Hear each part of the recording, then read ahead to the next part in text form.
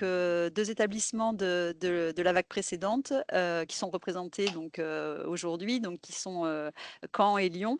Donc qui vont vous expliquer donc avec leurs mots, comment s'est déroulé le déploiement, l'organisation qui a été mise en place, les difficultés éventuelles rencontrées, la méthodo et puis que vous puissiez échanger, poser aux questions par rapport, aux interrogations que vous pouvez avoir à ce jour. Donc je précise que tous les établissements, ont eu donc leur paye sur échantillon la première. Donc on n'est, pas encore donc on n'est pas encore sur le stade des payes en double, hein, du tout. Donc voilà, donc je pense qu'il va aussi pas avoir des interrogations donc par rapport à cette phase-là qui est quand même, assez délicate.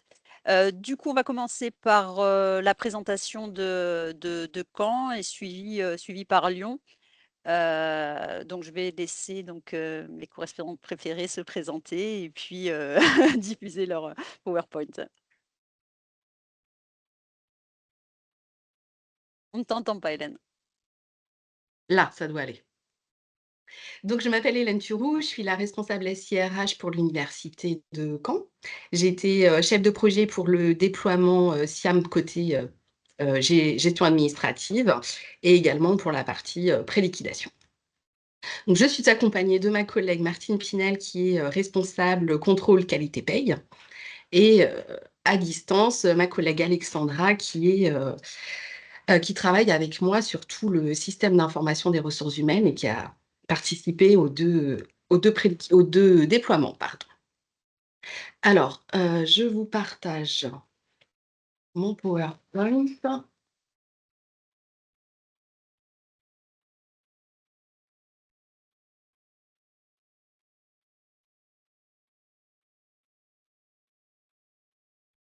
Est-ce que vous voyez mon support? Non, ça ne fonctionne pas. Pas du tout. On recommence. Mode présentateur.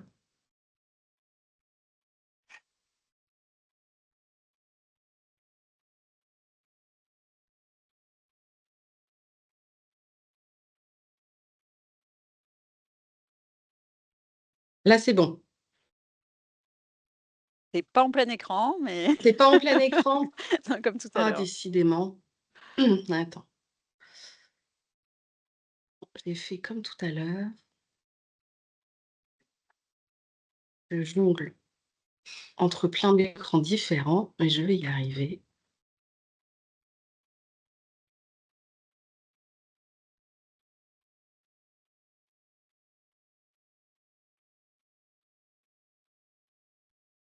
Je suis désolée, j'arrive pas. Est-ce que c'est vraiment trop petit? Non, ça va aller.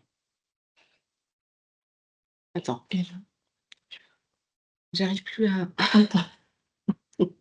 Bon, je vais laisser comme ça. Alors, petite présentation, rapide de l'université de Caen. Donc on est, une université, pluridisciplinaire sur 5 grands domaines. On a, 12 composantes, 41 unités de recherche réparties sur, 5 sites universitaires avec un peu plus de 32 000 étudiants. Au niveau de nos personnels, on a, vous voyez, au dernier chiffre, 2 448 agents, donc Hélène? IAD Hélène, Sensing on est sur le slide, initial. précédent? On reste On est bloqué on est sur que sur la le page de présentation, ouais. Il y a rien qui fonctionne. Attends. J'arrête le partage et je le reprends. Ah, aux essais tout à l'heure, ça fonctionnait, hein. Je confirme.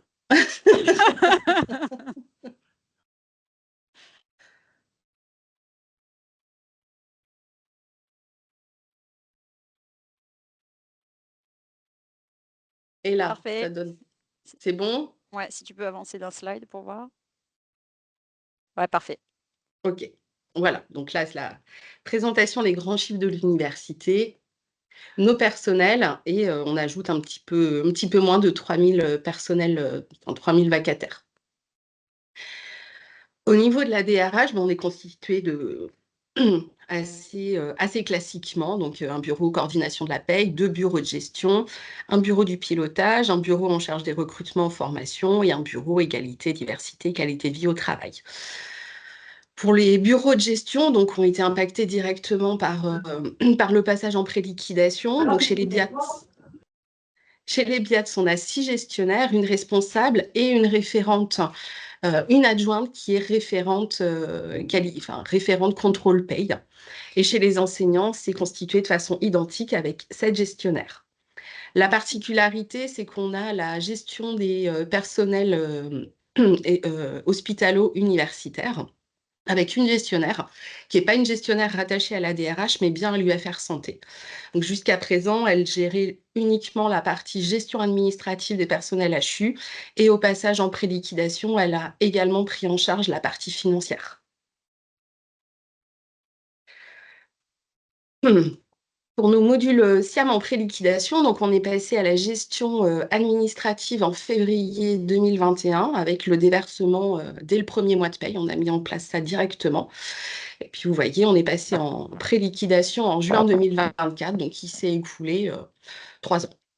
Ça a permis aux gestionnaires de bien se familiariser avec la gestion administrative, du coup d'être assez à l'aise dans SIAM et de beaucoup moins appréhender le passage en préliquidation que si on était passé de façon Simultané. voilà, simultanée ou très rapprochée.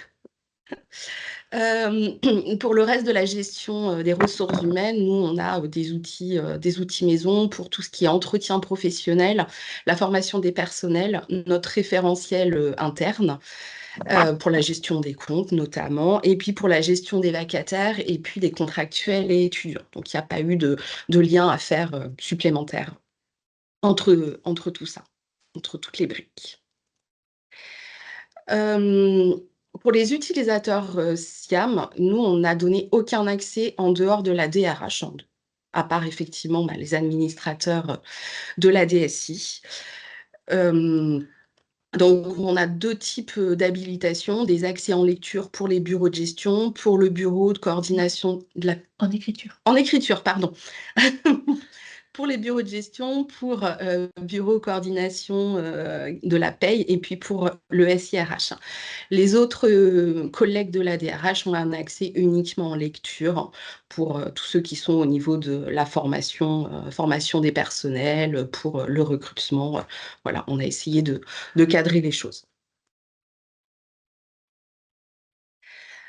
Pour l'historique de l'établissement, donc nous, on était à WinPay depuis 2004, donc 20 ans de pratique, avec un nombre de mouvements mensuels qu'on compte entre 4 000 et 5 000. On est en gestion intégrée depuis 2024, donc l'ensemble 2004. Donc l'ensemble des collègues ont depuis 2004 en charge la gestion administrative et la gestion financière de leurs agents, sauf pour les personnels HU, ce que je vous ai expliqué précédemment. Par contre, la petite particularité que je n'ai pas indiquée sur le support, c'est que les collègues ont une gestion de portefeuille qui est scindée. Une partie gère les titulaires, une partie gère les non-titulaires. C'est en train de... Enfin, ça change. Depuis 2 mois, les collègues qui gèrent les personnels BIATS ont repris l'ensemble, la gestion des titulaires et des non-titulaires. Et puis pour les personnels, les collègues de la gestion des personnels enseignants, ça devrait arriver très, très prochainement. Le point positif au niveau de l'historique, hein, c'est que notre équipe, elle est quand même assez stable depuis le passage en gestion administrative. L'ensemble de l'équipe projet du déploiement de la partie GA est toujours en poste. Donc ça a été vraiment un vrai confort. Et puis au niveau des gestionnaires, on a dû avoir 2 gestionnaires qui sont arrivés au moment du passage en pré-liquidation, mais pour le reste, voilà, c'est stable. Donc WinPay depuis 2004, vous imaginez bien qu'il y avait une forte adhésion des gestionnaires à cet outil, beaucoup d'habitude, voilà, c'était un vrai confort, donc forcément une petite appréhension à changer d'outil. Et puis comme dans toute université, quand il y a 2 outils de gestion différentes, il y avait des décalages de données entre SIAM et WinPay, donc tout ce qui va être adresse, RIB, les codes post-TG notamment. Donc ça, c'est en partie tout ce qu'on a corrigé lors de l'initialisation. Je ne vais pas m'étaler sur ce sujet puisque vous êtes déjà passé par cette étape du chantier. Au niveau de la chronologie, donc voilà, nous, on a commencé la mise en qualité des données en mai 2024, avec une mise en production en juin 2024. Je ne vais pas, pareil, m'appesantir sur les parties initialisation et paye sur échantillon, puisque Anne-Sophie nous avait bien indiqué que vous étiez déjà presque sur la deuxième paye sur échantillon. Donc, je pense que là, je n'ai pas beaucoup de choses à vous apprendre. Je vais juste vous expliquer comment nous, ça s'est passé pour cette période-là. On a constitué des binômes, hein. Donc chaque gestionnaire avait son binôme qui ont été constitués par les responsables des bureaux de gestion. On a travaillé sur 2 demi-journées qui étaient banalisées, fermées au public. Donc les gestionnaires avaient des dossiers à corriger en binôme de façon équitable, c'est-à-dire qu'on a pris la liste, on l'a scindée, on a fait notre petite division. Donc les gestionnaires avaient en charge un nombre de dossiers qui n'étaient pas forcément les leurs, mais qu'elles ont dû corriger. On a aussi eu la chance de recruter une ancienne collègue pour des vacations et qui a traité l'essentiel des anomalies qui étaient relatives à la carrière, tout ce qui est échelon, corps, grade, TG, INM. Il y avait quand même pas mal de corrections, c'était assez lourd. Elle connaissait bien la gestion, donc c'était vraiment un plus pour nous à cette étape-là. Et puis, on a aussi, nous, eu un gros travail de correction de l'affectation principale de tous nos postes sur site distant, qu'on n'avait pas relié effectivement au site, mais à l'unité mère. Pour les payes sur échantillon, donc la première, comme pour vous, donc c'était uniquement dédié au centre de compétences. Qui était constitué donc du chef de projet, moi-même, de ma collègue Alexandra, donc référente RH SIRH, ma collègue Martine, responsable contrôle qualité paye et sa collaboratrice, et les 2 adjointes au bureau de gestion qui sont aussi référentes qualité paye. Entre la première paye sur échantillon et la deuxième, on a commencé, nous, la formation de nos gestionnaires. C'est pourquoi, sur la deuxième paye sur échantillon, on a retrouvé le centre de compétences et on a aussi intégré 4 gestionnaires qui ont été désignés par leurs référents, soit qui étaient voilà, très motivés pour commencer à suivre en avant-première, soit qui, justement, étaient un petit peu plus réfractaires ou anxieuses, et du coup, ça leur permettait d'avoir une première approche et d'être assurés. Pour la formation de nos gestionnaires, donc ce que je viens de vous dire, on a commencé des ateliers entre les 2 payes sur échantillon. Ça a commencé par une présentation assez, présentation générale, un petit peu un cours magistral avec un support de présentation. On a repris toutes les étapes indispensables du dossier de gestion administrative et toutes les étapes successives qu'on va retrouver dans le dossier financier, avec vraiment un focus sur les témoins de validité, à quel moment le mouvement est intégré dans la paye, à quel moment il est vraiment pris en compte et transféré. Voilà, là, ça a été une présentation très générale, mais qui était nécessaire pour revoir l'ensemble. À partir de là, on a pu mettre en place vraiment les ateliers pratiques. C'est-à-dire que pendant 2 demi-journées par semaine, on a fait des ateliers avec les gestionnaires. Donc, on a travaillé uniquement sur la base de reprise. On a maintenu les binômes initialement constitués au moment du travail d'initialisation.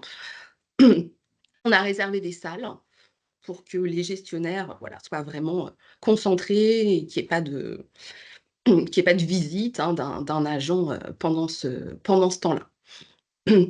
Là, ça a été fait finalement de façon assez libre. On a laissé aux gestionnaires choisir la façon dont elles voulaient travailler. Donc, elles pouvaient très bien travailler sur des cas de gestion réelle qu'elles venaient de rencontrer. Par exemple, je prends en charge un agent, comment je fais, je dois faire un changement d'échelon, de quelle façon je fais. Donc, soit elles faisaient de cette façon-là, soit elles partaient sur les exercices donnés par CGI pendant la formation du centre de compétences, donc ce qu'on avait pendant les payes sur échantillon. Ou alors, les gestionnaires partaient du listing de paye du mois précédent et essayaient de reproduire le mouvement qu'elles avaient passé dans la paye. Voilà, tout ça s'est fait dans la bonne humeur avec à l'occasion quelques chouquettes. Mais j'insiste dessus parce que du coup, voilà, on a travaillé de façon assez agréable avec les gestionnaires. On a essayé de rendre les choses assez Convivial. voilà, conviviales et que ça se passe tranquillement. À la suite, des ateliers, quand il y avait un besoin, on faisait des rappels, des petits focus et puis des corrections, des démonstrations assez, enfin générales finalement. On prenait la main, on projetait l'exemple sur écran et on indiquait aux collègues, voilà, tel collègue a eu ce cas, attention, ça peut être un petit peu compliqué, voilà de quelle façon il faut le gérer, voilà, ce genre de choses, des petits rappels, des petits focus. Et puis, bah, il y avait un soutien personnalisé, soit à la demande, hein, des collègues qui étaient bloqués sur un cas, ou alors de notre propre initiative, parce qu'on sentait que certaines collègues pouvaient être un petit peu plus en difficulté ou voilà, dans le besoin. Donc tous ces ateliers ont été, animés par le centre de compétences, pas forcément l'ensemble du centre, hein. On avait toutes, des impératifs, mais il y avait au moins 2-3 personnes du centre de compétences pour animer et accompagner les collègues lors de ces ateliers. Et puis, elles ont été aussi, aidées dans ces ateliers et dans les saisies, par des modes opératoires qu'on a mis en place. Je vous en reparlerai un petit peu plus tard. Hem, pour ces, donc toutes ces étapes de formation nous ont bien sûr amenés, aux payes en double tant redoutées. Pour ça, nous, on a, travaillé sur une anticipation du calendrier puisque ça représente cette paye en double, forcément une charge de travail importante pour les bureaux de gestion. On a informé, l'ensemble de l'université, les composantes et les services que suite à ce changement de logiciel de paye, bah, effectivement, on allait avoir des contraintes de délai et il allait falloir qu'elles soient un petit peu conciliantes, pour éviter, toute urgence. Et puis on a aussi, indiqué aux collègues gestionnaires qu'elles pouvaient, soit anticiper, soit reporter des éléments de saisie de paie qui étaient pas urgents, comme un remboursement de transport ou voilà, ce genre de choses. Elles pouvaient soit les saisir, soit choisir de reporter sur un mois suivant. Au niveau de l'organisation de la DRH, on a fait le choix de fermer les bureaux de gestion au public pendant ces journées de paye en double. On a demandé aux gestionnaires d'être présentes sur site et de ne pas rester, en télétravail. Le centre de compétences s'est rendu disponible, hein, pour aller faire un tour dans les bureaux de gestion, voir comment ça se passait, s'il y avait des difficultés. Et puis, bah, les gestionnaires, pareil, on leur a aussi, laissé le choix, hein, de la façon, de procéder, choisir avec, la façon, qu'elles jugeaient, La plus la pertinente plus pour elle. voilà. Donc certaines ont choisi de saisir, la paye dans WinPay puis dans Siam et certaines ont choisi de le faire en parallèle, de saisir l'élément dans WinPay et de le saisir dans Siam à la suite. Ça, c'était vraiment au choix, on n'a absolument Rien d'imposé. rien imposé. Pour ces payes en double, donc de la même façon que pour les ateliers, il y a eu, parfois des accompagnements un petit peu plus poussés auprès de certaines gestionnaires qui étaient, voilà, un petit peu plus hésitantes, un petit peu moins à l'aise. On les a aussi incitées à, voilà, à recenser les cas, qui allaient être compliqués ou qui risquaient d'être, bloquants. Donc c'est effectivement ce qu'elles ont fait. Dans un premier temps, bah, elles ont saisi le centre de compétences et on a essayé tout ensemble de réussir à débloquer, la situation. Et puis, on a sollicité aussi, des visios avec CGI pour les problèmes qu'on n'arrivait pas à résoudre.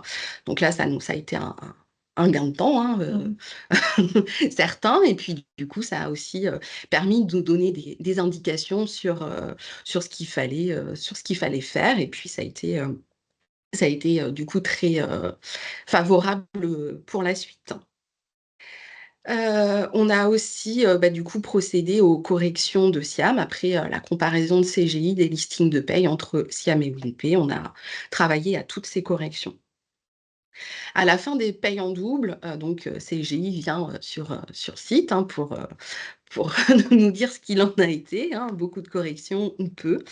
Ce qui a été très apprécié, de nos gestionnaires, c'est que, les collègues, en l'occurrence Mouna et Jean-Baptiste, sont allés dans les, bureaux de gestion pour faire un petit feedback, un petit topo aux gestionnaires, leur indiquer, comment ça s'était passé, quels étaient le pourcentage d'erreurs et voilà, les féliciter et les encourager et voilà, ça a été extrêmement, Apprécié. apprécié des gestionnaires. Effectivement, la reconnaissance de leur travail, c'était vraiment un très bon point. Donc vous le voyez, première paye en double, on a eu, 5 d'erreurs sur, 5 000 mouvements et puis deuxième paye en double, bon, on s'est amélioré, hein, plus que 2 d'erreurs.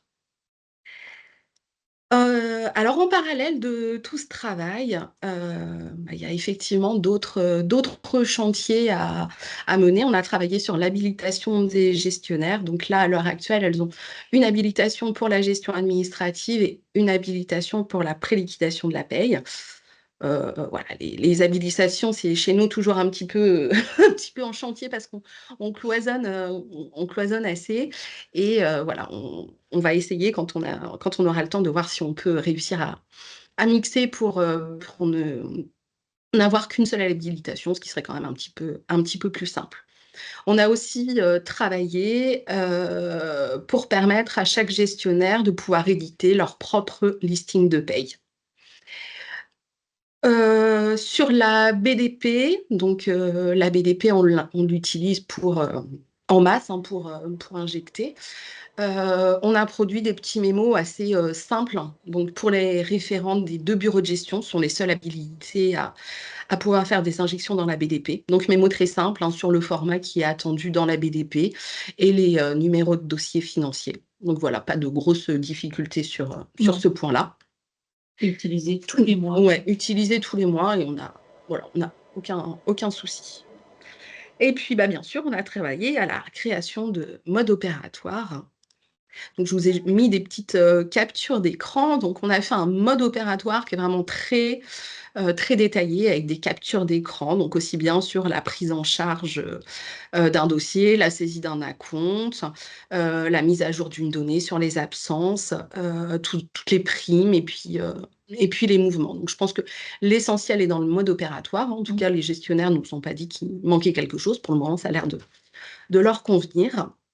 Et puis on a aussi, produit des petits focus en fait, qui a été très utile aux gestionnaires au moment de la prise en main. Vous voyez, c'est assez succinct, hein, c'est vraiment les grandes étapes, hein, vous faites, votre prise en charge administrative, vous le faites de telle façon. Ensuite, ça vous emmène à l'étape 2, la prise en charge. Vous avez telle et telle étape dans le module, pré-liquidation. Donc voilà, ça a été très apprécié des gestionnaires parce qu'elles étaient un petit peu perdues finalement au départ dans le mode opératoire détaillé. Bon, fallait, passer, d'une page à l'autre, c'était pas très intuitif. Elles voulaient quelque chose de très court et très visuel, donc ça leur a été, vraiment utile. Donc voilà, en deuxième lieu, un petit tableau sur la prise en charge d'un nouvel agent. Ensuite, quoi faire dans le cas du renouvellement d'un agent ou de la mise à jour d'une donnée. Je suis pas sûre que ce soit quelque chose qu'elles utilisent encore parce que finalement, c'est comme en gestion administrative, hein, les mécanismes viennent très rapidement, mais en tout cas au démarrage, ça a été très utile. Les petits points d'attention. Donc nous, ce qu'on a relevé et ce sur quoi nous avons été, attentives. On a toujours insisté, même encore maintenant, sur la gestion administrative ou sur la gestion, financière, que lorsqu'on a un doute, on fait d'abord un test sur la base de pré-production et on ne va pas casser le dossier en production. On teste toujours. Ça, c'est, je pense, assez répétées, dit et redit, et elles le font. La Sachant que question, notre base de pré-production est souvent actualisée, hein, du coup. oui, alors nous, on avait effectivement vu avec la DSI pour définir à quelle périodicité, pendant ce laps de temps, on allait mettre en place les rafraîchissements. Donc effectivement, ça a été modifié. Là, on leur demandait de faire des rafraîchissements de la base de pré-prod tous les jours ou tous les 2 jours, si c'était nécessaire. Voilà, on a bien aussi insisté auprès des gestionnaires, comme nous l'avait répété, nous, Mouna, pendant les formations. La question, c'est comment je fais habituellement dans WinPay? Ah, bah, je fais une carte 5. Bon, bah, voilà, ça va être pareil dans SIAM. On a aussi insisté sur attention, n'attendez pas le dernier moment pour nous faire remonter un dossier un petit peu pourri qui peut poser des difficultés et qu'on aura du mal à régler dans l'urgence. Donc vraiment, faire remonter ces cas-là en priorité. On les a bien incités aussi à utiliser tous les supports qui étaient disponibles, donc les livrets de formation, les MOP, les mémos, elles ont tout à disposition sur un espace partagé. Et puis, on a aussi fait un appel à la vigilance lors des périodes de correction. C'est-à-dire que lorsque ma collègue Martine a besoin de générer les bandes gestes, eh bien, En amont de l'envoi de cette bande geste, il y a des périodes de correction et effectivement, j'attire leur attention sur la nécessité de ne pas ajouter de nouveaux mouvements sur cette bande geste qui va être produite. alors, si on peut faire maintenant un petit bilan, hein, à quelques mois d'utilisation, bon, bah, il y a le côté très bénéfique et ce qu'on attendait, hein, surtout de ce passage en pré-liquidation, c'est qu'il y a plus de double saisie et que la période de saisie dans SIAM est plus longue que sur WinPay. Il y a quand même une souplesse certaine et qui est très appréciable. Voilà, avec la possibilité, bien sûr, de faire les saisies par anticipation. Heu, on a aussi, bah, la possibilité de faire des extractions SIAM pour le contrôle a priori des mouvements. Et on reste sur des périodes de correction qui sont définies pour les gestionnaires. Bah, il en ressort à 6 mois à peu près Ouais. de 6 mois de pré-liquidation, bah, finalement que du positif, hein. Les gestionnaires se sont vraiment impliqués, se sont appropriés ce nouvel outil, bah, finalement Ouais. assez simplement. Ouais. Il n'y a pas eu Pas de réticence. non, pas de voilà. Même si de temps en temps, on a quelques rappels, WinPay, c'était mieux. Mais comme on a pu l'avoir avec Arpège, c'était mieux. Bon, ça, c'était le laïus habituel, mais Ouais. non, en tout Elles cas, ont bien adhéré au oui, projet et effectivement, ça se passe bien. oui, on fera pas de retour en arrière. Non. Point aussi très positif, hein, ça, faut quand même le signaler, que le projet, il est très bien cadré par l'AMU. On se sent pas lâché dans la nature, à se poser 1000 et 1000 questions. Bah, voilà, on a des points d'étape très réguliers. Voilà, un accompagnement, disponibilité, réactivité, aussi bien de CGI, pardon, et de l'AMU sur la totalité des projets. À chaque fois qu'on a eu une difficulté, une interrogation, on a contacté Anne-Sophie qui nous a proposé des visios thématiques ou non thématiques avec un interlocuteur dédié. Ça a été, voilà, ça a été un point très positif et je vous encourage à le faire parce que du coup, le projet se passe aussi bien plus simplement quand on n'a pas d'interrogation et on est sûr de là où on va. Oui, puis on peut noter une grande réactivité Ouais, dès lors qu'on avait un problème sur la période là, qui s'est écoulée, là, les derniers oui, mois de 2024. c'est vrai, ça s'arrête pas ça s'est Oui, pas arrêté à juin 2024. voilà. On a tout de suite une implication des équipes de l'AMU, de CGI pour nous aider dans nos difficultés qu'on a Mmh, pu rencontrer depuis. Hein. mmh, c'est vrai. Et ben voilà, le retour que nous, à l'université de Caen, on pouvait vous faire. OK, beh, merci beaucoup. Ce qu'on va J'arrête faire, mon c'est qu'on va partage. on va enchaîner donc avec Lyon et puis donc à la fin de la présentation de Lyon, donc on a eu quelques questions d'un établissement en cours, donc qui m'a fait une liste de questions donc auxquelles on va répondre et puis après ben, on vous laissera poser vos questions et puis échanger. Cathy, je te laisse la parole. Vous voyez le partage ou pas? C'est bon? Ouais, c'est bon. Donc moi, je suis Cathy Gavant, je suis DRH adjointe de l'Université Lyon 3 et j'étais responsable du chef du projet SIAM. Donc du premier projet SIAM passage en GA en 2018 pour nous. Enfin 2017, on a tourné la clé en janvier 18. Et puis là, responsable du projet passage à la prélique et on a nous tourné la clé en mai 2024. Donc je vais laisser ma petite camarade se présenter. Je suis Cindy Muet et moi j'ai été en charge de la prélique. Je suis arrivée après, en décembre 23, après toute la partie fiabilisation des données. Alors, je m'excuse par avance, notre support vraiment est beaucoup moins joli que celui des collègues de Caen. Donc, je vais passer moi assez vite sur… bon, de toute manière, le support, vous l'aurez. On vous a fait plusieurs petits points, contexte, étapes, montée en compétences des gestionnaires, retour sur les payes en double et les réponses aux questions que je crois l'INP nous a envoyées. Alors, nous, la particularité, et pas des moindres par contre, c'est qu'en fait, on a en parallèle, on a réorganisé les services, c'est-à-dire qu'on est passé en gestion intégrée en parallèle du changement de l'outil. C'est-à-dire que nous, avant, on avait un service de gestion et un service de traitement et on a tout fait en même temps. Donc, ce qui n'était pas gagné, on n'avait pas au démarrage l'accord formel de l'AMU, mais on a tenu quand même bon aussi en disant si, on va y arriver, on est sûr de nos camarades et de nos forces vives. Donc, on a fait tout en même temps, ce qui explique aussi que sur les modules d'accompagnement, forcément, c'est un petit peu différent qu'à Caen, puisque nous, on n'a pas simplement monté en compétence nos agents sur un outil, mais on les a montés les gestionnaires paye, on les a montés en compétence fonctionnellement sur la gestion administrative et sur un nouvel outil. Et ceux de la GA, on les a montés et sur un outil et sur la prélique. Donc, tout s'est fait sur le même timing d'une année. Voilà, donc ça a forcément un impact sur ce que je vais vous dire derrière. Donc, actuellement, on a 3 services de gestion intégrée, titulaire BIATS, titulaire enseignant et contractuel BIATS et enseignant.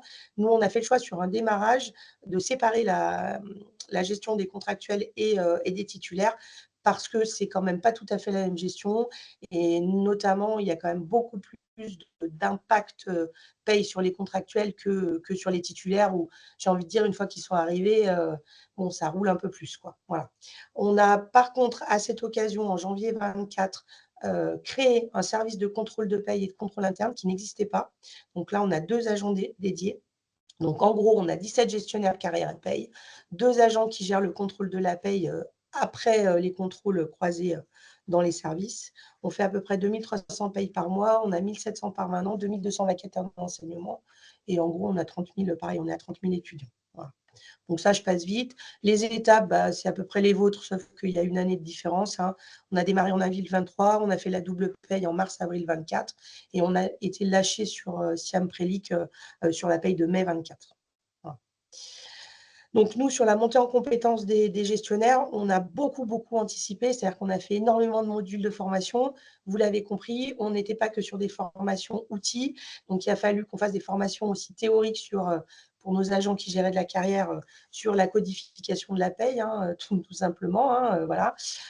Et puis après, pour nos gestionnaires paye, on les a fait monter en compétences en gros sur l'AGA. Donc il y a eu énormément de jours de formation. On faisait un atelier de 2 heures tous les 15 jours pendant 6 mois. Donc, pareil qu'à Caen, journée banalisée, on fermait tout.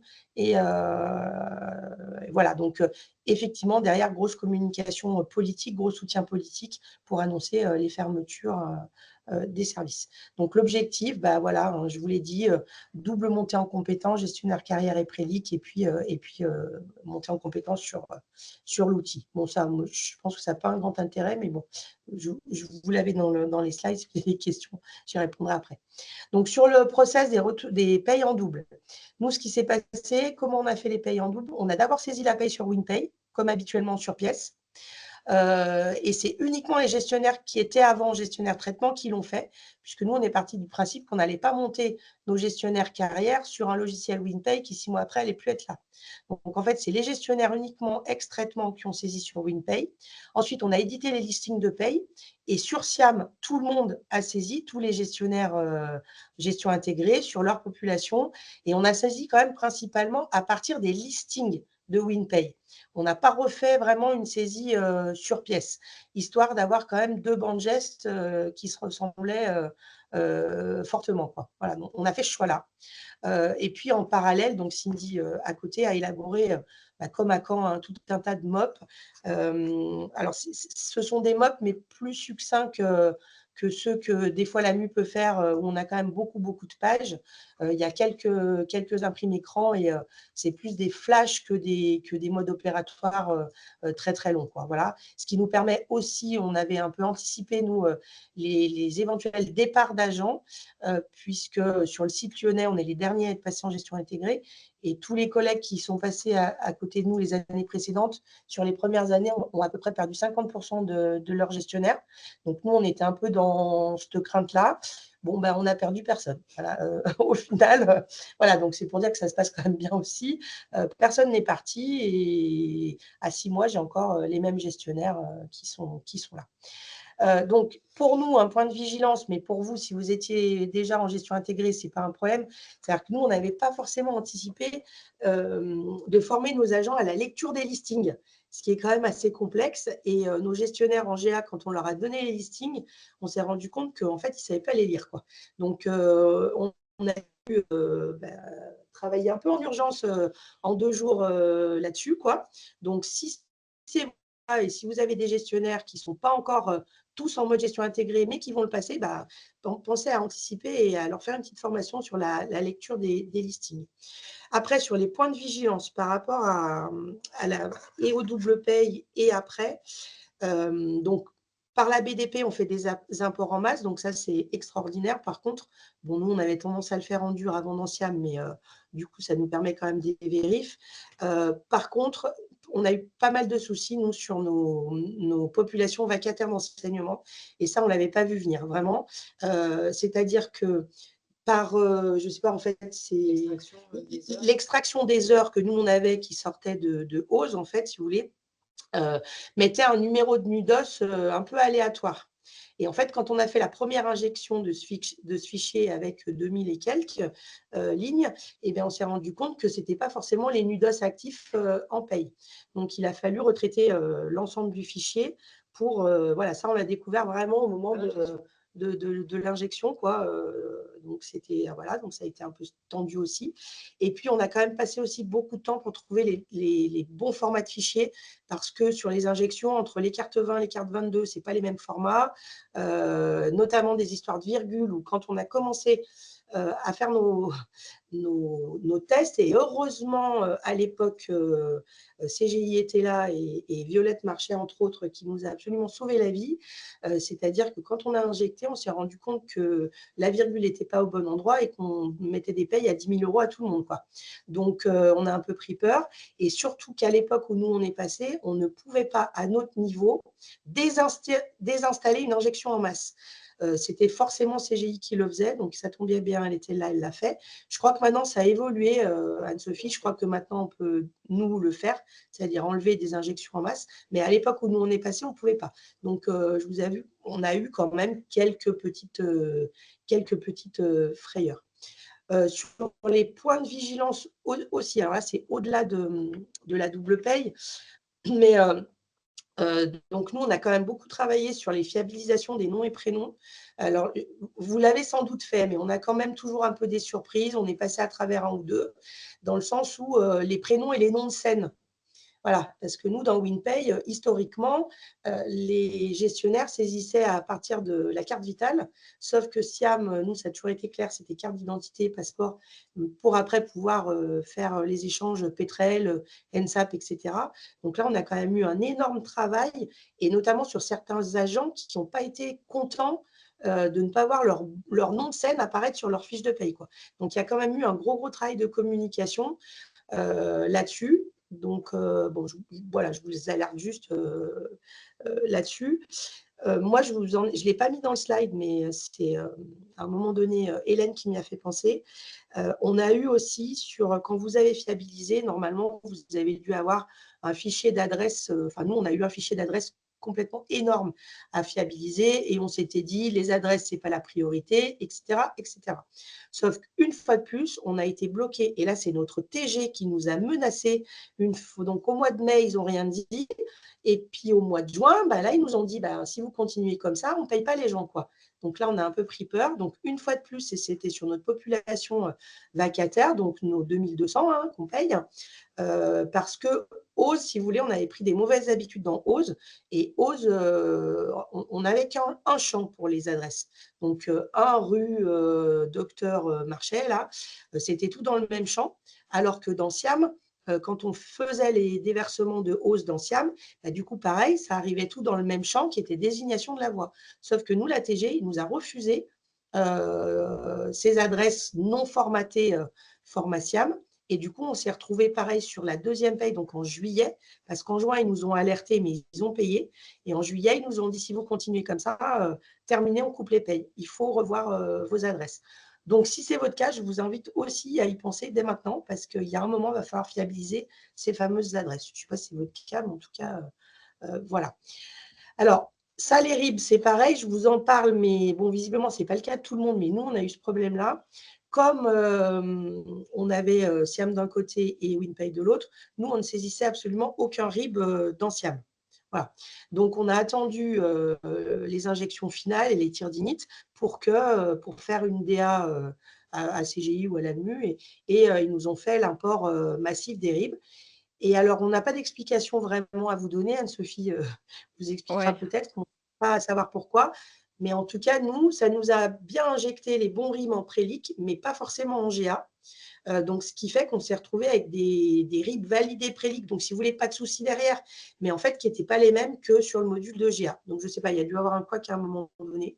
Ouais, donc Peut-être là, on fera juste un point d'attention pour que l'établissement n'ait pas de mauvaise surprise, mais logiquement, ça ne doit pas arriver. Donc là, il y a dû y avoir un autre problème qu'on n'a pas identifié sur le coup. Mais logiquement, effectivement, avec l'initialisation plus l'ADA que chaque établissement fera au moment de la bascule en prod, ce décalage-là ne devrait pas arriver. Donc voilà, on fera juste un point d'attention pour que tous les établissements pensent à regarder, mais ça ne devrait pas se reproduire. Voilà. Après, sur les points d'attention, c'est juste pour vous mettre aussi dans l'idée que la procédure est assez complexe pour la saisie des BOE. Donc, si vous en avez, essayez pas, pendant que vous avez les collègues formateurs, soit de l'ANMU, soit de CGI, de faire des tests avec eux sur vos populations BOE, parce que là, pour le coup, en termes de saisie, c'est quand même assez, c'est pas intuitif, quoi. Donc, dans l'idée, si vous avez des tests à leur faire, n'hésitez pas.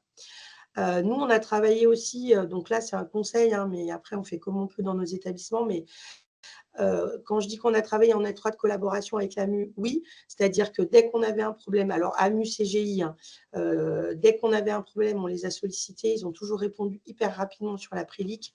On a pu organiser des ateliers, des visios un peu à la carte sur le coup vraiment, mais une demi-heure à se dire on a un problème là-dessus, est-ce qu'on peut se faire une petite visio pour vous débloquer le truc. Donc, ils ont été hyper réactifs. Et surtout, ce qui est fondamental, c'est que vous travaillez vraiment en collaboration étroite avec votre DNUM. Alors, nous, on avait un informaticien dédié. Moi, à cette époque-là, je passais limite plus de temps avec lui qu'avec mes équipes RH, quoi. Donc, voilà, donc c'est un vrai travail de collaboration et de collaboration aussi DNUM AMU pour tout ce qui est accès, bien évidemment. Le point de vigilance aussi que je n'ai pas mis à l'écran, mais peut-être que vous allez aussi le rencontrer, c'est-à-dire que comme on avait un décalage des habitudes, en fait, voilà, historiquement des habitudes de saisie sur Siam et sur WinPay, notamment tout ce qui était arrêtés qui nous viennent du ministère sur des promotions, sur des arrêtés concours, etc. On avait cette habitude-là, nous, de les saisir dans Siam. Parce que même si on n'avait pas encore l'arrêté, on avait les listes de promos, on avait, etc., etc. Mais par contre, on ne les saisissait pas dans WinPay, puisque tant qu'on n'avait pas l'arrêté, la pièce n'étant pas là, l'agent comptable refusait de payer. Donc ça a été aussi un changement pour nos gestionnaires en GA qui, eux, par habitude pour s'avancer, avaient l'habitude vraiment de tout saisir en GA. Nous, ce qu'on a essayé de leur faire faire, mais parce qu'on était vraiment dans cette montée et gestion intégrée et changement d'outils, c'est de prendre en charge un dossier dans la globalité. C'est-à-dire que le dossier, il arrive, il est saisi en GA et dans la foulée, il est saisi en préliq. On a essayé de ne pas les faire trop anticiper sur la GA, perdre sur la préliq après les historiques, parce que les arrêtés, vous savez bien que des fois, on a les promotions en juin et les arrêtés, on les retrouve en octobre. Donc, pour pas non plus qu'ils perdent un peu, qu'ils ne sachent plus où ils en sont, quoi. Donc, là, pour le coup, on a essayé de fixer et de figer les règles. Alors oui, Siam Préliq nous permet l'anticipation parce que tu peux mettre ton mois de paye à un autre mois. Mais dans l'idée, au démarrage, nous, on est vraiment resté sur prenez votre dossier, saisissez-le en entier et puis après, on voit, quoi. Voilà. Donc maintenant, du coup, on a une gestion individuelle avec des gestionnaires carrière et paye. Les imports de BDP, les imports via la BDP, c'est fait soit par le centre de compétences, soit par moi. C'est-à-dire qu'il n'y a que 2 personnes qui touchent aux imports. C'est un choix. On a instauré vraiment cette culture du contrôle qu'on n'avait pas non plus forcément chez nous. Donc, et on s'est rendu compte que c'était vraiment pas inutile, hein, clairement. Et puis, on continue à faire des formations qu'on appelle des formations préliq. En gros, c'est 1 heure par mois et c'est en fonction des besoins des gestionnaires. Donc là, on a monté comment saisir le forfait mobilité durable, le SFT, les arrêts maladie, etc. On refait des rappels et des piqûres de rappel avec notre centre de compétences, avec les responsables de service. Et même s'il n'y a que 3 personnes qui ont exprimé ce besoin, eh ben, on prend 1 heure pour refaire le schéma avec ces 3 personnes, quoi. Voilà. Et à chaque fois, ça nous permet de remettre à jour aussi nos MOP, etc., etc. Donc après, je passe aux questions qui ont été posées par l'INP. Donc, on a mis les réponses aux questions dans les slides pour que vous ayez un retour. Et je vais laisser Cindy, qui a géré quand même beaucoup plus le process opérationnellement que moi, vous présenter les réponses. Voilà. Donc, l'INP, vu que c'est vous qui avez posé les questions, n'hésitez pas, si on n'a pas compris la question, oui, en espérant pas avoir répondu à côté. Oui. Voilà. Alors du coup, quel était le process de paye pour un mois type? Du coup, maintenant, nous, c'est la coordination paye qui établit à tous les gestionnaires un calendrier donc, qui leur est transmis à l'ouverture de la paye en vigueur. Dans celui-ci, elle indique les différentes remises, attention, internes à Lyon 3, c'est-à-dire que nous, on a une remise principale à la DRFIP et nous, en interne, elles ont 2 ou 3 remises à l'intérieur de cette paye principale. Et ça, c'est pour effectuer les contrôles a priori de la remise à la DRFIP. Ensuite, à chaque remise interne, les pièces sont transmises à l'agence comptable pour encore une vérification. Pendant ce temps-là, la paye, elle n'est pas bloquée par l'accord de paye. Elle est bloquée qu'à l'envoi de la paye principale à la DRFIP. Donc, c'est pareil, attention, les gestionnaires ont interdiction de saisir dès que l'accord de paye fait un mail pour dire là, la bande geste va partir, donc plus de saisie. Et du coup, en ce qui concerne les patchs, donc ils sont tous passés par la DSI.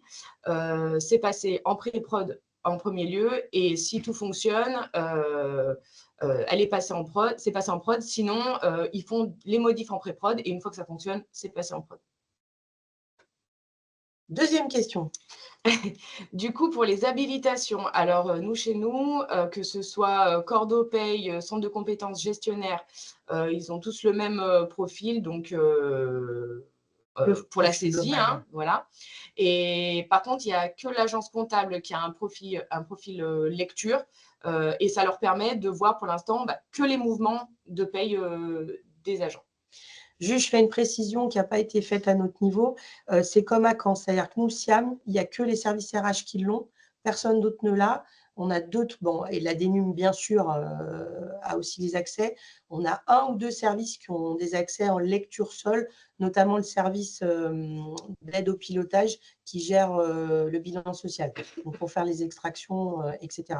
Mais sinon, hyper centralisé, et c'est que la RH qui a des accès. Alors, comme à Caen, nous, on n'a pas de PUPH. Par contre, on avait une gestionnaire carrière qui, à l'époque, était au SCD, donc au BU. Et là, à l'inverse de Caen, nous, on a fait le choix, il n'y a plus de gestionnaire RH au SCD, à la BU, et la partie gestion administrative et paye est de nouveau centralisée chez nous, directement en DRH. Voilà. Donc ensuite, c'était la question concernant les extractions de contrôle utilisées par la Cordopaye et l'agence comptable. Du coup, nous, dans la mesure du possible, les gestionnaires font déjà un contrôle croisé de leur paye. Et ensuite, la Cordopaye, elle utilise principalement les extractions fournies par l'AMU, mais celles-là ne sont pas toujours justes parce qu'elles sont faites en amont. Et entre-temps, des fois, les gestionnaires ont déjà modifié du coup ce qui ressort nous sur les listings. Mais principalement ça. Et ensuite, elle s'est mise en place des extractions via Reporting SIAM. Et l'agence comptable n'utilise pas forcément de requête, il vérifie sur pièce. Dossier principal ou indemnitaire. Alors, nous, on utilise principalement les dossiers de paye principale. Ça a été fait, c'est un choix qui a été fait dans un souci de faciliter la prise en charge, parce que sur le dossier principal, quand on fait une prise en charge, il se complète automatiquement. Alors, sur un dossier indemnitaire, il y a beaucoup plus de champs à remplir. Chez nous, les dossiers indemnitaires, ils sont utilisés principalement sur les jurys de concours et les congés formation. Et nous, les vacataires sont tous sur un dossier principal, ce qui ne sera pas forcément le cas chez tout le monde, mais chez nous, c'est le choix qui a été fait. En ce qui concerne la RAFP, parce que INP nous disait que chez eux, l'employeur était saisi dans WinPay. Chez nous, non. Donc, il n'y aura pas de changement pour nous pour le traitement de la RAFP, en tout cas cette année. C'est le service, la DIDAP, donc service des statistiques. Direction des statistiques et d'aide au pilotage. Voilà, qui établit donc des extractions, une pour les titulaires pour comparer avec les ordres en GDM, et une pour les non-titulaires. Oui, c'est ça. Pour comparer avec les ordres en GDM. Et alors, pour juste précise, GDM, c'est un outil interne. On est en train de passer aussi en parallèle sur OSE, mais en gros, c'est ce que fait OSE, quoi. Voilà, sur le calcul des heures. Voilà. Donc, pour calculer la RAFP, et ensuite une extraction pour les titulaires pour obtenir l'assiette de cotisation. Nous, la RAFP n'est toujours pas mise en paiement directement sur les fiches de paye. Donc, nous, il n'y aura pas de changement avec le passage à SIAM.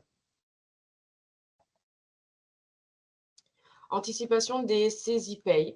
Nous, on s'en est servi très rapidement pour tout ce qui a été campagne de renouvellement des contrats chez les BIAT, et pour faire des PK blancs chez les vacataires, pour dégrossir le travail du mois de septembre. Donc, les gestionnaires ont bien pris en main le fait de saisir en anticipé. Elles ont bien intégré. Il y a eu des mobs qui ont été faits, hein, mais ça a été plutôt acquis rapidement. Un gain de temps par rapport à WinPay. Oui, parce que du coup, il n'y a plus de saisie en double, que ce soit en GA et derrière en paye. Donc, moins de risque d'erreur sur la saisie. Au début de la mise en place de Prélic, on n'a pas forcément vu le gain de temps, parce que les gestionnaires, nous, elles sont montées en compétences et en GA et en paye. Donc, ça a mis peut-être plus de temps. En plus, nous, comme à Caen, on avait beaucoup de gestionnaires qui étaient réfractaires parce que WinPay était un logiciel bien apprécié. Mais là, avec le temps, elles se sont quand même toutes, parce qu'on a un homme, bien familiarisés avec SIAM Prélic. On n'en a qu'un. Donc voilà, et aujourd'hui, globalement, ils se débrouillent tous.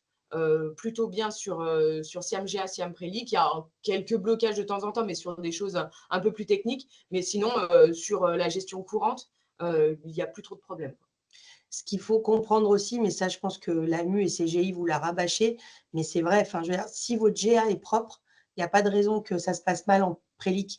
Et souvent, quand il y a un problème de paye, le premier réflexe qu'ils avaient, nous, c'est de dire ah, ben, j'ai mal saisi la paye. Bah non, c'est qu'en fait, c'est la GA qui n'est pas propre. Donc, il a fallu aussi qu'ils prennent l'habitude, mais parce qu'on n'était pas voilà, en gestion intégrée, qu'ils prennent cette habitude-là d'aller changer et modifier la GA, ce qui fait que derrière, leur paye est propre.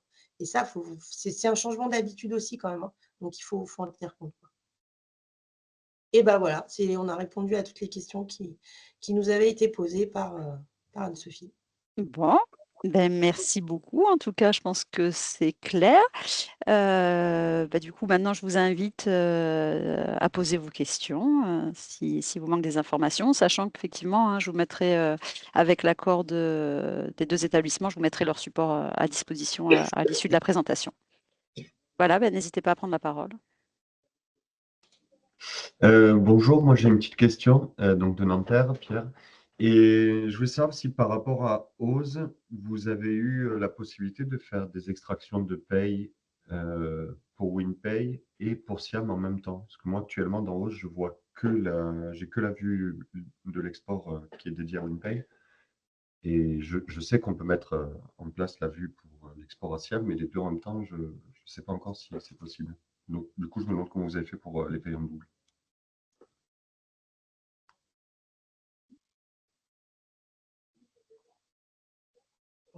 C'est des cartes 20 en fait.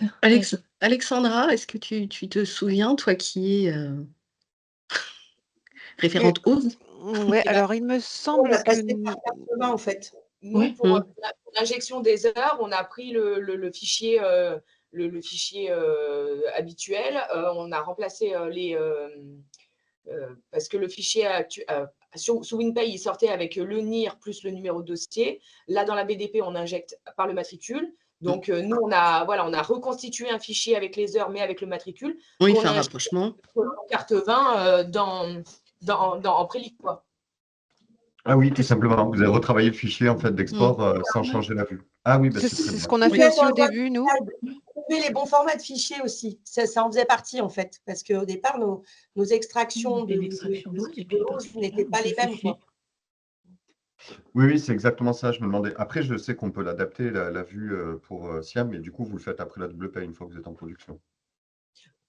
Et ben en fait, quand le fichier a été importé dans WinPay, quand les listings sont tirés pour faire la saisie en double paye, nous, on injecte à ce moment-là le fichier en prélic, quoi. On l'a fait au moment des doubles payes. Oui, ok, c'est parfait. Je vous remercie. Et c'est de là qu'on a eu un gros problème sur les numéros de dossier qu'on a dû fiabiliser en catastrophe pour la remise de la double paye. J'ai entendu aussi, donc c'est à Lyon, vous avez que quelques personnes qui touchent à la BDP. Deux, ouais. Et je voulais savoir comment ces personnes le vivaient personnellement. Parce que écoutez, c'est nous deux. Est-ce que vous nous trouvez en dépression totale? La BDP, c'est hyper simple d'utilisation. Ouais. Oui, je suis d'accord, mais du coup, vous êtes sollicité tous les mois pour vos vacataires, par exemple, ou dès qu'il y a de la prime de fin d'année. Voilà. Vacataire, télétravail tous les mois. Voilà, après, la presse, les primes. toutes les primes, les surveillances. Après, nous, télétravail, on a fait le choix, on paye au trimestre. Donc, c'est une fois par trimestre. Ce qui est courant, tous les mois, c'est vraiment les vacataires.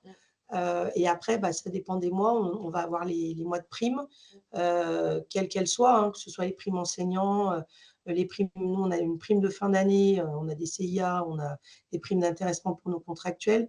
Donc, tout ça, c'est une fois qu'on a trouvé le bon format de fichier, la prime de formation continue. Enfin, voilà, c'est toute l'injection en masse et ça nous évite quand même un certain nombre d'erreurs de saisie. Et vraiment, la BDP, l'utilisation, une fois que le bon format de fichier a été trouvé, c'est très simple. C'est très simple. Et une injection, ça prend en tout et pour tout, si le fichier il est propre, 5 minutes. Quoi. Ouais. Le seul truc, c'est qu'on et carte 22, c'est pas le même fichier, quoi. Voilà. Ouais. Non, non, À mais la BDP, c'est un l'université super de outil. Ouais, je vous à écoute. l'université de Caen, c'est pareil, hein, on n'a pas laissé la main à tout le monde, c'est centralisé, c'est les référents des bureaux de gestion qui utilisent la BDP. Nous, on a aussi les droits, donc effectivement, s'il y a un problème, on peut intervenir. C'est pareil, elles n'ont pas l'air en dépression, ça se passe bien, ça se passe simplement. Le seul petit point de vigilance, c'est que elles doivent toutes les deux se coordonner, se dire attention Sandra, là je vais déposer un fichier, ne va pas en même temps sur la BDP pour pas qu'il y ait deux fichiers déposés. Voilà, c'est juste voilà, Un point d'attention. un point d'attention et se coordonner pour pas intervenir en même temps. Ça va Et changer, ça Hélène. change très Ça va bientôt. changer. Très bientôt, là. Parfait. Avec l'identifiant BDP qui va être affecté aux Oui. utilisateurs. Donc là, J'ai d'ici vu. pas longtemps, Bon, ça devrait plus, le problème ne se posera plus. c'est parfait. Il y a une question pour les Alors, attends, il y a des questions dans la… Est-ce qu'il y a une université qui gère des agents avec un double contrat, par exemple, à terre et doctorant? Si oui, comment… Non. Alors, non, non. Non, nous non plus. Avez-vous pu utiliser les courriers types et attestations? Vous pouvez préciser les courriers types et attestations, c'est-à-dire Guylaine, Gauthier, Ghislaine, je ne sais pas. Non, bon. Même question pour les PUPH et chefs de clinique. Alors, nous, on n'en a pas. Donc, Oui, non, on a des PUPH, mais c'est pareil, je ne comprends pas tout à fait la question. Je crois que c'est toujours pour la notion de double contrat, en fait. Le double contrat, bah, non, on n'a pas double contrat, nous. Non.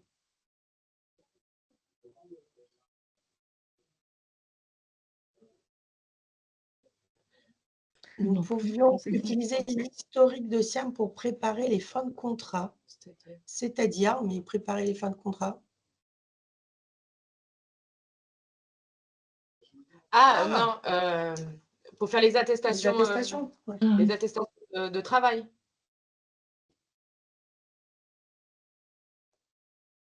Nous, elles sont toujours faites sur France Travail. Oui. Non, nous, on les fait toujours sur France Travail. Alors, chez nous, oui, pour l'accès SIAM de l'agence comptable, ça a été une grande discussion. Dans un premier temps, on ne voulait pas lui donner d'accès SIAM puisque pour la partie données individuelles, il y avait trop d'informations. Enfin, d'une façon générale, il n'avait pas besoin d'avoir accès au handicap d'un agent ou aux absences d'un agent. Donc voilà, la décision au niveau de la direction, c'était de rien faire pour le moment. Au dernier Club U à Marseille cet été, pendant l'atelier sur les habilitations, ce besoin justement d'avoir une habilitation spécifique pour l'agence comptable a été soulevé par les établissements. Je sais que ça a été pris en compte et qu'il y a un travail qui doit être fait dessus. Donc pour le moment, nous, on n'a toujours pas donné d'habilitation. Il a l'air de revenir de toute façon sur sa demande, donc non, pas d'habilitation. Mais pour autant, on lui fournit, on a un espace commun sur lequel on dépose les extractions et il a accès à ces extractions. De plus, nous, en parallèle à Caen, nous continuons d'alimenter WinPay, notamment pour répondre à la question de la RAFP. Cette année, nous avons encore utilisé WinPay pour faire nos extractions en vue de traiter la RAFP. Et donc, il continue aussi, pour ses contrôles a posteriori, d'utiliser les extractions de WinPay. En attendant qu'on mette d'autres extractions issues de BO-SIAB, puisque nous avons été formés assez récemment sur cet outil. Alors, si je peux me permettre, le problème, c'est que WinPay, nous aussi, on le faisait pour avoir les bulletins de paye, sauf que tous les nouveaux, on ne les a pas. Hein. Nous, enfin, je ne sais pas si vous continuez, vous, à les saisir dans WinPay, mais nous, on n'a pas fait le choix de faire une double saisie. Donc ça marche pour ceux qui sont historiquement dans WinPay, pas pour les autres. Ben, en fait, juste... si, on alimente en fait WinPay avec sur l'échange sur CordoPay. Il y a eu des échanges à ce sujet parce que c'était le besoin de beaucoup d'établissements. Et en fait, on alimente WinPay sur la base du LR en le modifiant, comment je dirais, le code ajout AMS dessus. Et on peut intégrer du coup les nouveaux, ce qui fait que nos fichiers WinPay intègrent tous les nouveaux, même s'ils n'ont pas été saisis directement par le gestionnaire. Il n'y a aucune saisie effectivement effectuée par les gestionnaires, mais pour le moment, on a pu intégrer dans WinPay tous les nouveaux. Alors, nous, on n'a pas fait ce choix-là. Et pour répondre aussi à Hervé Boulet, nous, on a fait, c'est ce que je vous disais dans les slides, hein. Moi, j'ai fait un profil utilisateur en lecture uniquement sur le module de Prélic pour l'agence comptable. Ça, en termes d'habilitation, c'est assez simple à faire. Donc, si vous voulez, je pourrais vous envoyer les codes si ça vous intéresse. Et après, par l'historique, Principalement. ils ne les ont pas forcément, puisque effectivement, on a encore accès à WinPay. Après, nous, on n'a encore qu'un an. Voilà, clairement, on a payé 1 an encore WinPay. Je pense que l'historique, le dur, on va le garder, mais après, on ne pourra plus rien faire avec. Et pour la question de Sandra, pour les contractuels étudiants, on fait une PEC sur un dossier principal. Nous, vraiment, on ne fait pas de dossier, très, très peu de dossiers indemnitaires. C'est un choix qu'on a fait. Voilà. C'est pareil chez nous. Les étudiants sur dossier principal et indemnitaire, on en a très très peu, hein. Quelques retours à l'emploi et congé formation. Congé formation. Nos jurys de concours, nous aussi, on les paye sur dossier indemnitaire. Et le module paye, on va bientôt l'avoir. Et le module bulletin de paye, il vient d'être installé hier, nous. On a patché. Là, on ne peut pas encore. Vendredi. Vendredi. Alors, nous, on l'a mis en place il n'y a pas. Quelques semaines. Ouais, quelques semaines, quelques mois. Bien, hein, on ne va pas se mentir, on est content. La seule chose, mais nous, c'est un problème, c'est un petit problème en interne, c'est qu'on ne l'a pas encore diffusé au niveau des collègues parce qu'on trouve qu'au niveau de notre DSI, trop de personnes peuvent avoir accès effectivement à ces informations. Enfin, tous les administrateurs peuvent aller consulter les bulletins de paye, donc on veut voir un peu en interne si on peut restreindre ça. Mais ça, c'est vraiment purement organisationnel. Par contre, non, c'est très très bien. On a travaillé sur un format de bulletin de paye avec l'ensemble des informations et un autre bulletin avec anonymisé pour les remontées de dépenses voilà. Lorsqu'on doit les fournir. Donc, non, très très bien. Là, pour ce qu'on en a vu, on est très content. Juste un petit complément, le module bulletin, tout le monde peut l'installer dès lors que vous intégrez les KX anciens, hein, donc vous n'avez pas besoin d'attendre d'être en prod Prélic pour installer le module si vous ne l'avez pas fait. Voilà, donc à partir du moment où vous avez intégré votre KX, le module sera opérationnel.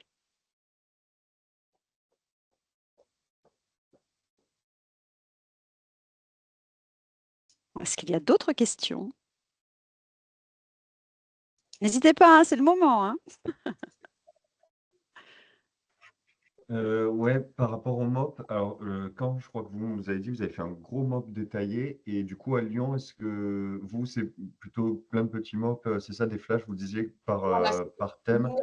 Voilà. Nous, tu as un MOP SFT, tu as un MOP forfait mobilité durable, tu as un MOP. Voilà, nous, on n'a pas fait un gros MOP détaillé, on a fait des mini-MOP, enfin, sur une thématique précise en fait. Et dans l'utilisation, est-ce que les collègues, elles apprécient plutôt ça? Enfin, est-ce qu'elles continuent de les utiliser? Enfin, vous savez un peu comment ça se passe? Nous, les MOP, c'est très aléatoire, hein, déjà actuellement en GA d'un pôle de gestion à un autre. Donc, je me demandais un peu enfin, voilà, comment ça se passait, le suivi après ça, et, notamment dans un souci de qualité, quoi. Après, si tu veux, les MOP continuent à être utilisés. Alors, bon, on ne va pas se mentir, donc nous, on est passé vraiment en juin en mode paye sans plus personne. Bon, on a quand même des gestionnaires, même si on a 6 mois de recul, on a des gestionnaires qui sont montés moins vite en compétences que d'autres, hein. Voilà, après, ça, c'est l'âge, voilà, l'envie de changement, voilà. Donc, on a encore une ou deux gestionnaires qui se servent des MOP un peu classiques, quoi, PEC, enfin les gros MOP. Et après, elles se servent surtout des MOP quand c'est des trucs qu'elles ne saisissent pas forcément tous les jours. Tu vois, là, le forfait mobilité durable, tu le fais une fois par an. Enfin, chez nous, voilà, ça va être sur paye mars-avril. Bon, ben là, tu vois, tout le monde reprend les meubles pour savoir comment on va saisir, quoi. Donc, le SFT, c'est pareil. C'est pas forcément tout le temps. Nous, on fait des campagnes au démarrage. Donc, il y a une grosse saisie qui est faite en septembre-octobre. Et après, c'est un peu au fil de l'eau, mais on en a très, très peu. Donc, du coup, c'est comme tout. Quand tu es dans le mode saisie courante, bah, ça rentre. Mais quand tu n'en as pas fait un depuis 6 mois, bah, elles sont contentes de, je dis elles parce que je devrais dire il, on a un homme mais sur les 17, mais elles sont contentes de se raccrocher quand même à quelque chose. Et surtout, parce qu'au départ, c'est bien plus facile. Nous, on est tous concentrés dans le même couloir. Donc, au départ, c'était, elle venait directement dans soit mon bureau, soit celui de Cindy. Ah, bah, ça ne marche pas. Donc, au départ, tu es sympa parce que voilà, tu es dans l'accompagnement au changement. Et il y a un moment donné, tu veux, quand tu leur as répondu 12 fois à la même question, tu leur dis, bon, tu as quand même un mop, essaye au moins d'aller voir si tu ne trouves pas la réponse, quoi. Donc, ça nous a permis aussi de les responsabiliser un peu et de leur dire, nous, on est là si vraiment vous avez un gros souci maintenant. Ça fait 6 mois, ça doit rouler, quoi. Enfin, voilà. Je rejoins tout à fait Cathy, on est dans la même vision des choses. Alors nous, on a aussi toujours fait des modes opératoires et c'est justement pour aussi que les gestionnaires soient autonomes et puis se prennent un petit peu en main. On peut leur dire, attends, mais ça c'est quand même dans ton mode opératoire, va le consulter. On fait de l'assistance, mais on ne fait pas de l'assistanat. Voilà, nous, c'est un petit peu notre vision des choses. Donc, voilà, il y a les modes opératoires, il y a dans notre mode opératoire détaillé, je pense qu'il y a des choses qu'elles vont plus consulter parce que ça y est, c'est bon, c'est acquis. Et puis, il y a des éléments qu'elles saisissent Moins fréquemment. Et là, du coup, voilà, elles ont besoin d'aller le consulter. En tout cas, voilà, le mode opératoire existe, hein, il a ce mérite-là. Elles vont le voir ou pas, ça, on peut pas l'affirmer. Mais elles peuvent toujours s'y reporter et c'est ce qu'on les incite à faire en premier lieu plutôt que d'aller chercher l'information à droite et à gauche. Elles prennent le mode opératoire, elles vont sur la base de pré-production, elles testent, elles voient ce que ça donne, mais voilà, c'est aussi de leur compétence de faire ça. Et c'est tout à leur honneur d'aller chercher l'information et de tester. Voilà. Et à Lyon, du coup, comme vous n'avez pas saisi d'anciam sur pièce, mais donc à partir de la bande geste, si j'ai bien compris que vous aviez sorti de WinPay, vous avez quand même eu des écarts, vous savez à peu près à la sortie de votre deuxième paye? On est à 0,85% de. Oh la vache, ah oui, c'était bien. Non, mais ils ont fait une compétition l'année dernière de celui qui aurait le taux le plus bas. Je ne sais pas pourquoi. Nous, on est très compétitrices avec Cindy. Je ne cache pas qu'on, sincèrement, on a fait quand même quelques heures un peu en rab, mais l'objectif, c'était de tomber en dessous des 1%. On était très contents d'y arriver. Et c'était un peu un challenge pour nous parce qu'Anne-Sophie, c'est une réalité. Au départ, vous doutiez beaucoup de notre capacité à faire les deux en même temps. Et on s'est dit, mais on va leur montrer après tout. Voilà. On était très fiers de nos résultats. Voilà. C'est vrai que c'était le challenge, réussir à descendre sous les 1% et être les meilleurs. Bon, bah voilà, on n'a pas réussi, mais nos agents sont payés, c'est le principal. Non, après, ce qui est important, parce que si tu veux, sur le centre de compétences, c'est ce qu'on a un peu pas trop dit, mais Cindy est arrivée en décembre, on était déjà en mode action, mais on n'était pas en mode, on était en mode formation. Et Cindy venait d'une université et avait déjà vécu, saisissait, elle avait un poste en gestion intégrée. Donc, si tu veux, là, on a fait un miracle en décembre en la recrutant, d'avoir quelqu'un qui connaissait déjà l'outil et toutes les problématiques parce qu'ils y étaient passés 3 ans avant et qu'elle y était, quoi. On a été dans cet autre établissement. Donc là, moi, on fait un peu la maline sur les stats. Sincèrement, on n'aurait pas eu Cindy, on ne tombait jamais à ce niveau-là de résultats parce qu'elle nous a alertés sur les points justement d'achoppement au fur et à mesure et choses qu'on ne voyait pas, nous, forcément arriver. Voilà. Ouais, ma question, c'était aussi, parce qu'en fait, 2%, le chiffre n'est pas énorme, mais sur le nombre de mouvements, ça fait pas mal de corrections, en fait, déjà. 0,85, s'il te plaît. Non, mais pour quand, pour le coup. Non, finalement, pas tant que Pas tant Ouais. que ça. CGI vous expliquera qu'il y a que dans les 2%, en fait, il y a des erreurs qui n'en sont pas vraiment. Je me souviens plus, hein, parce que finalement, comme ça, c'est bien passé. J'ai tendance à voilà, avoir mis ça de côté, mais je sais plus si. Oui, puis il y avait quelques cartes 20 en fait qui n'avaient pas été saisies, qui étaient dans les 2% d'écart. Donc en fait, on n'a pas poussé au moment des corrections pour rapprocher Non. au plus près. Mais finalement, non, il y avait beaucoup de choses qui n'étaient pas à corriger. Je me souviens Oui, qui plus. n'étaient pas enfin, Ce que Jean-Baptiste et Mouna nous avaient expliqué, effectivement, on avait dans ces 2% peu de choses à corriger. Alors après, peut-être sur nous, ce que oui, ce qu'il y on avait eu. peut faire sur la première, ouais, mais pas sur la deuxième. Après, nous, on avait aussi les codes de gestion. C'est-à-dire que je ne sais pas vous, on avait, quand on a basculé après LIC, on n'avait plus qu'un seul WinPay, mais pendant très longtemps, on a eu 3 WinPay. On a eu un WinPay qui gérait les titres, un WinPay qui gérait nos vacataires d'enseignement et un WinPay qui gérait tous nos contractuels. Ce qui fait qu'on avait 3 bases WinPay avec 3 codes de gestion. Et en fait, le dossier agent, il a le code de gestion de son arrivée chez nous. Et on a beau avoir fusionné les bases en une seule, bah, il restait toujours ces 3 codes de gestion. Mais ça, on pouvait rien faire, quoi. Donc ça faisait partie de nos erreurs, mais c'est des fausses erreurs qu'on ne pouvait pas corriger. Donc là, C'est ça, maintenant, nous aussi, on avait ce cas-là. donc c'est des trucs, voilà, ça te bouffe ta stat, mais en fait, Oui. Et vos TG, elles n'ont pas tiqué sur les changements de code de gestion? Vous les aviez prévenus? Oui. Ou sur les non-changements? Ok. non, on les avait prévenus. On n'a pas changé de code. Non, on a changé de code gestionnaire. Oui, Ah oui. gestion. C'est ça, oui, sur les codes de gestion. Ça dépend. Il y a une question sur le requêtage. L'univers BO, donc nous, on a eu une formation BO en interne, mais pas sur la partie préliquidation. Donc ça, voilà, il va falloir qu'on requête nous-mêmes, qu'on constitue notre bibliothèque. Les queries.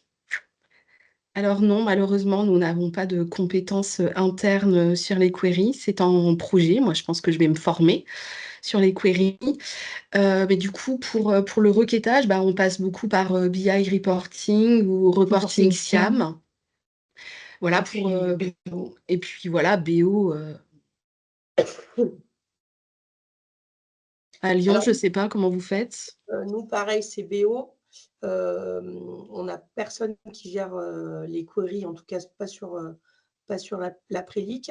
Nous, on a pris aussi l'offre, l'assistance de l'AMU, là. Donc, Oui, nous aussi. j'ai plus le nom exact, l'assistance. L'offre de service. L'offre de service, peut-être. Voilà.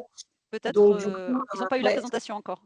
Ah d'accord, donc Ils l'offre auront. de service, donc ça par contre, nous c'était indispensable. Enfin moi, il n'y a pas eu de débat dans l'établissement. Moi, j'ai dit: «Vous voulez qu'on fasse une paye propre? À un moment, il faut se donner quand même les moyens». Donc après, au bout d'1 an ou 2, on se reposera sans doute la question. Mais là, l'AMU vous livre tout un tas de requêtes, une quinzaine ou 18 fichiers, je crois, où en gros, ça dépend des mois, mais en gros, vous n'avez plus rien à faire. Nous, ça nous a permis de faire patienter notre agence comptable, si je reviens sur les premiers échanges. Nous aussi, ils voulaient des accès tout de suite, mais le temps qu'on se mette dans les habilitations et tout. Et ça les a fait patienter quand même au démarrage, parce qu'on leur donnait accès à ces fichiers de contrôle. Et donc voilà. Mais nous, on n'a personne sur les queries.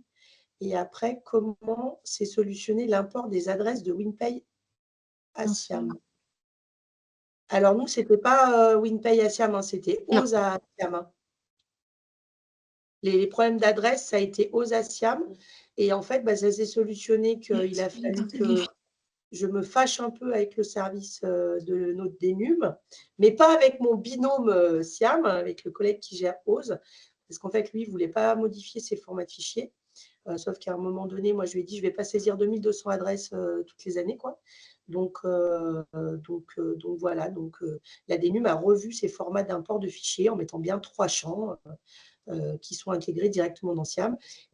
Et ça fonctionne très bien. Et ça s'est solutionné sur la paye du mois de juillet où la DRFIP nous a menacé de supprimer une centaine de payes.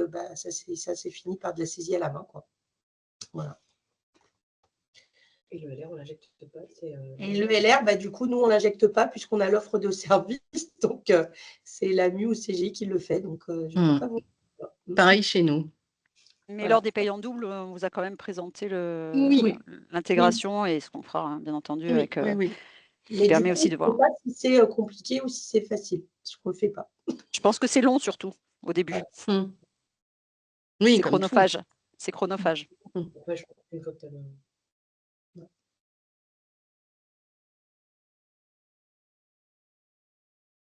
Est-ce qu'il y a d'autres questions?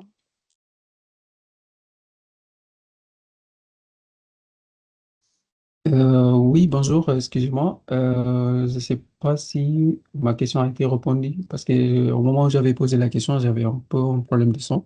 Sur le cas des agents en double contrat, est-ce qu'il y a eu des universités qui ont eu ces cas-là? Et si oui, comment ils les ont pris en gestion administrative Non, et on n'a pas financière?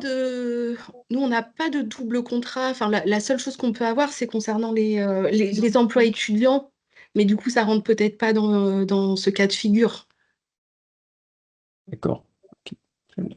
Que du coup, Après, les emplois étudiants, on va saisir une activité supplémentaire, mais voilà, Il y a pas de des vrais contrats, genre doctorant sur une même période, non, ça, Nous non plus. On n'a pas. Puis, de toute façon, je vois pas comment. peut-être que dans les participants, dans les universités participants, vous avez le cas, je ne sais pas. Enfin, pas que Lyon et Caen qui peuvent répondre peut-être à ce type de questions. Oui, voilà, j'ai posé la question de façon générale s'il y a quelqu'un qui a eu à traiter ce cas.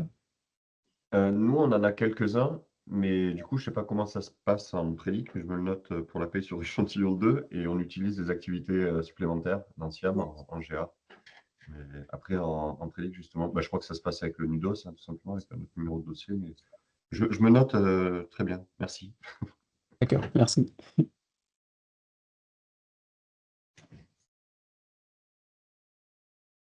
Bah, écoutez, si vous n'avez pas d'autres questions, je vous propose de conclure, de remercier chaudement Lyon et Caen pour leur participation. Je vous mettrai donc à disposition donc, les supports et la visio si on me donne les moyens. Voilà, n'hésitez pas donc de toute façon à revenir vers l'équipe Prélic s'il y avait des questions supplémentaires. Et puis bah, écoutez, on va avancer dans le projet. Et vous voyez que les payes en double ne sont pas insurmontables. Donc, non, ça va bien se passer. j'espère que voilà, ça a pu vous rassurer. Le Merci. but, c'est que ça se passe bien à la fin des payes en double. Donc, c'est ce qu'il faut voir. C'est un exercice. Il y a une question, attendez, les filles, il y a une question sur comment sortez-vous un CCP? Et ben là, nous, on va avoir la partie fiche de liaison qui va bientôt être mise en place. Parce que là, jusqu'à maintenant, et ben, depuis qu'on n'est plus sous une paye, et ben, on avait un fichier Word que les gestionnaires remplissent à la main. Mais d'ici peu, notre informaticien va nous passer le patch. Donc, d'ici pas longtemps, ça sera fait automatiquement. Déjà, le patch a été livré par l'AMU. Oui, c'est la deuxième version de bulletin et fiche de liaison. Et Voilà. la prochaine version, il y aura l'historique des cartes 22. Voilà. On travaille activement pour vous. Trop bien. Voilà.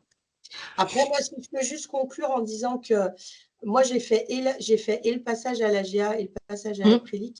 En toute sincérité, le passage à la Prélic s'est fait beaucoup plus facilement, hein. Sincèrement, parce que, et je suis désolée Anne-Sophie, mais là, sur la Prélic, l'AMU est super réactif, quoi. Vous mettez, enfin là, c'est un impact paye, c'est énorme. Vous mettez une DA, on vous répond dans l'heure, hein, très clairement. Sur la GA, ce n'était pas tout à fait le cas. Nous, on est passé très vite, hein. On est passé dans la deuxième vague, donc on a essuyé beaucoup de plâtre. Mais là, franchement, ça s'est passé super, quoi. On a été super accompagnés. Les collègues sur les DA sont réactifs. Et surtout, il y a des gens qui sont passés, des établissements qui sont passés en prélic il y a longtemps. Donc, c'est quelque chose qui fonctionne, quoi.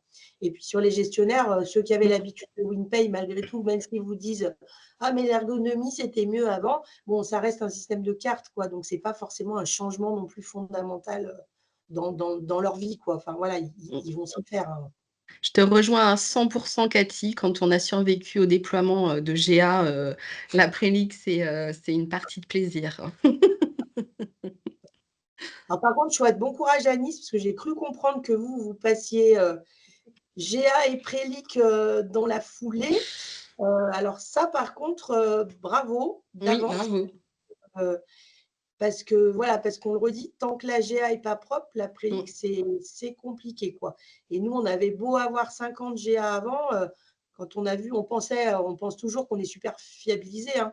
Quand on a vu arriver les requêtes de FIAB, quand même, on a eu 2-3 surprises. Donc, bon courage à Nice. Si vous avez besoin, on est là. Et Merci. On va les aider, Merci hein. beaucoup. On va pas les abandonner, hein.